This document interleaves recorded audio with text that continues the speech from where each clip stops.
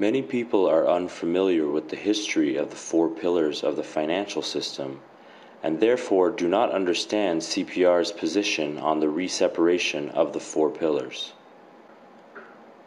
The story of the four pillars goes back to one of the most famous pieces of legislation of FDR's New Deal, the Banking Act of 1933, otherwise known as the Glass-Steagall Act.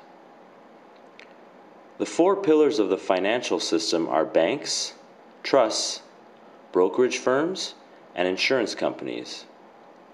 In the Act, the roles for the four pillars were strictly defined, and the Act mandated that any company engaging in one of the pillars could not also engage in any of the other three.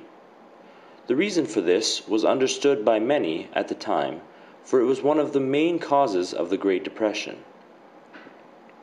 Because each of these industries frequently require large amounts of cash payouts, they typically hold large pools of cash in reserve funds as assets instead of investing that cash elsewhere. Because of the unique nature of the banking industry, if a bank also owned another pillar, like an insurance company, it could take all the cash held by the insurance company and, through the magic of fractional reserve lending, create many times more dollars out of thin air. This money could then be invested or loaned out at interest. However, this is not the reason the insurance company kept all that cash as a reserve, and it runs counter to the stated purpose of the insurance company.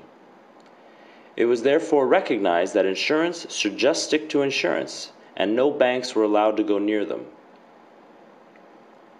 In Canada, the laws were almost identical regarding the four pillars. Those laws existed in Canada up until the Mulroney government in the 1980s, at which point 3 of the 4 pillars were allowed to be integrated, with only a fierce lobbying effort by the insurance industry staving off their integration.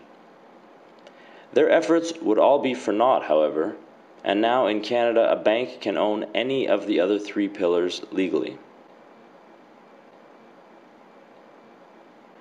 The Canadian Party for a Republic wants to separate once again the 4 pillars of the financial system to ensure a more stable and just economic system. If you agree with our views on this issue, please join our party and support our efforts. Thank you.